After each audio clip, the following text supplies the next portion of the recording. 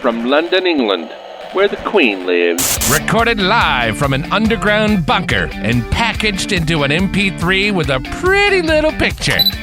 Helping bring you the motivation, inspiration, and some other stuff to help kickstart your day. Hoo-yah! This is the Learn, Develop, Live podcast. And this is your host, Chris Jaggs. Join the motivation. Join the motivation.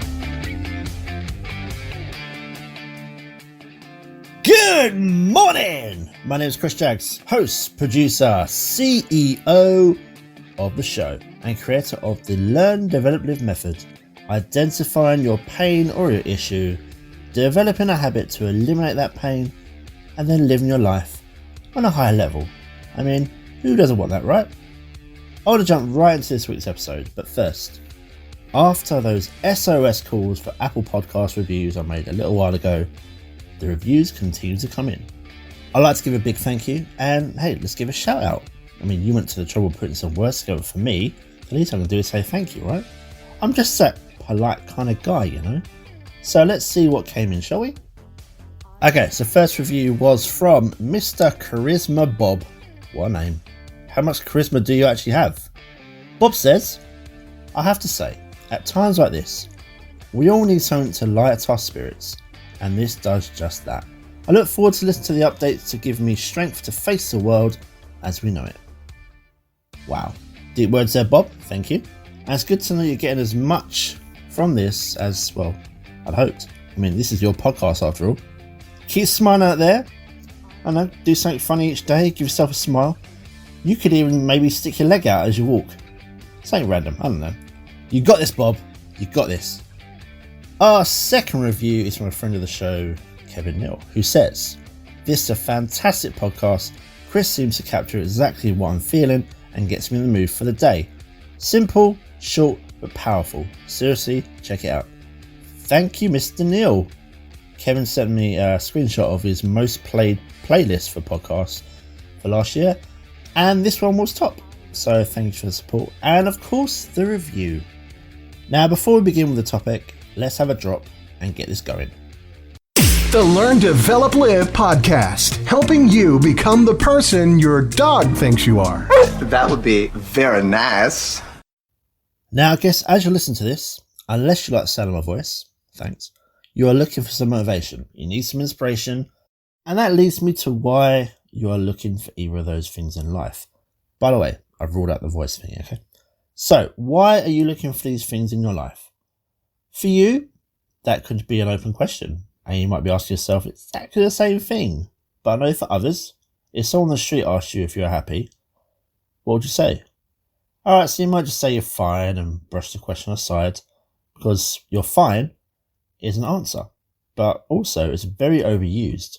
Did you know the word fine actually means, end quote, of very high quality, very good of its kind, but it's said every day as a normal, everyday run-of-the-mill word. Are you really fine? But let's think about the question. Are you happy? Take a few moments to really think about it. Are you? I mean, really, deep down? Are you happy where you are in life? Where you are in yourself as a person, your current situation, the immediate world around you, does it all make you happy?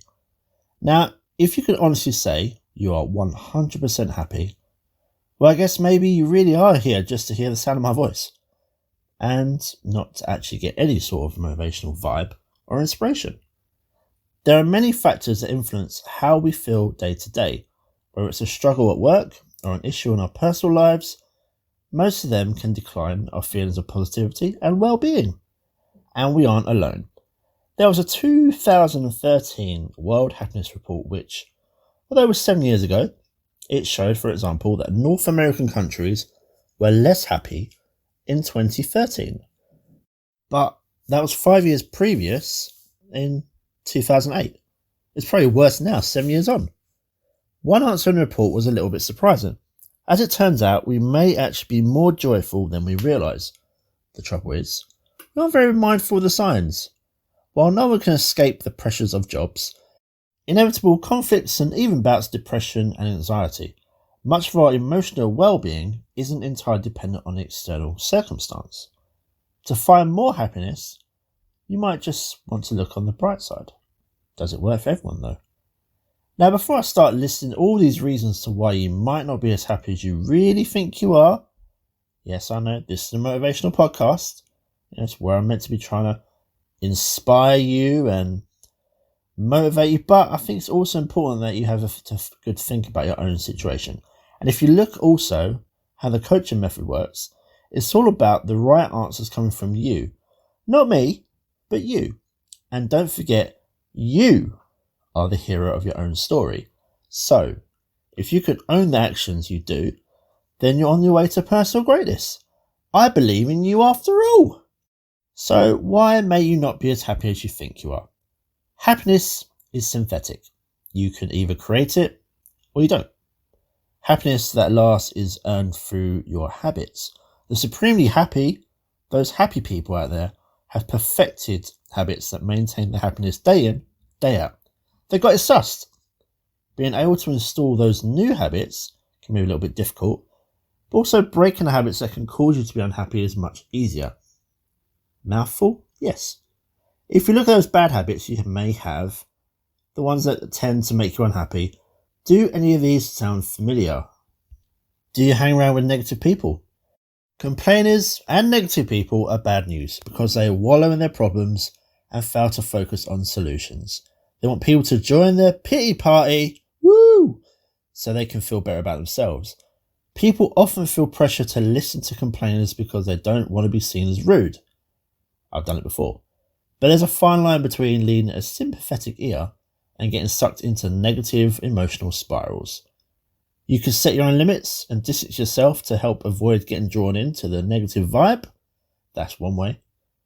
A great way to set limits is to ask how they intend to fix their problems. The complainer will either quiet down or redirect the conversation in a productive direction. Instead of all that stuff, you should strive to surround yourself with people who inspire you. People who make you want to be better. And you probably do.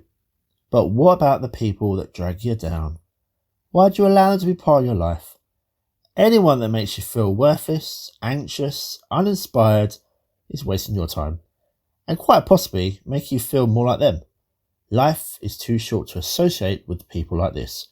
You just gotta let them go. But social media, comparing your life to the people that portray themselves on social media is extremely dangerous. There was a Facebook experiment conducted by the Happiness Research Institute, and it was to find out how social media habits affect our happiness. Half of the study's participants kept using Facebook as they normally would, while the other half stayed off Facebook for a week. The results were big.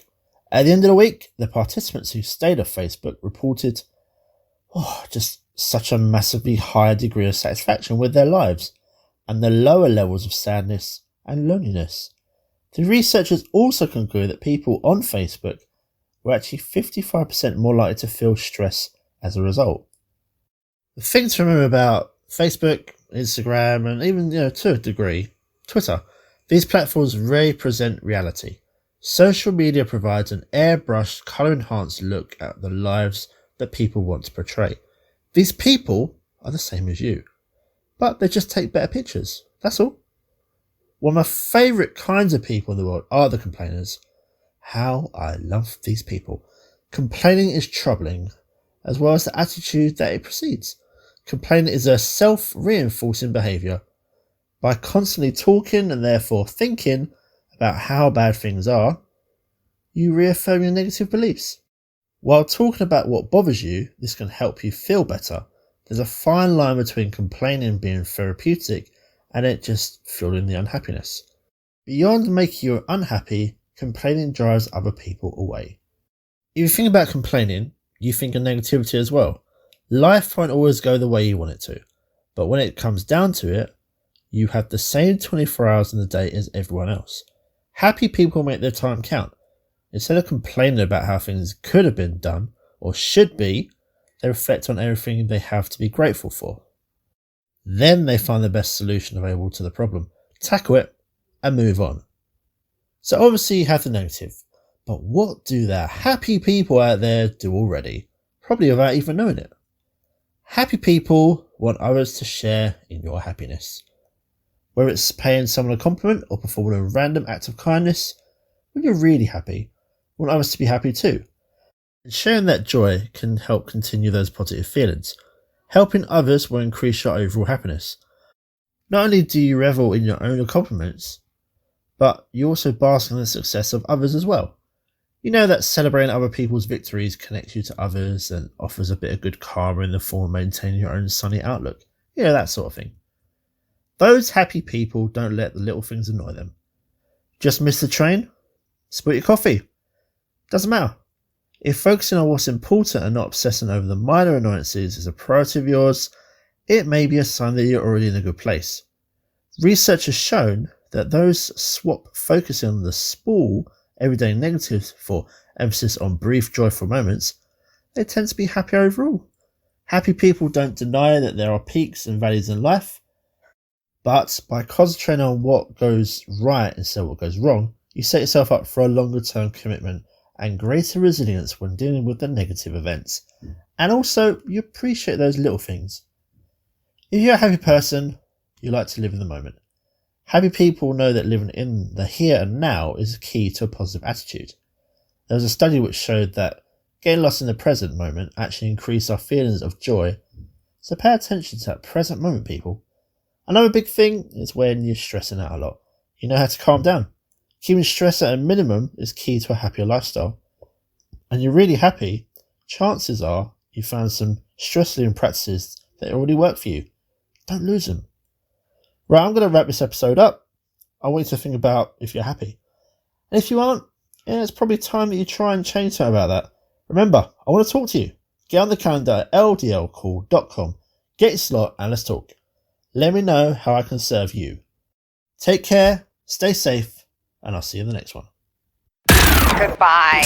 What? It's over already? All over. Thank you for listening to the Learn, Develop, Live podcast. I hope you feel as warm, motivated, and fuzzy inside as I do.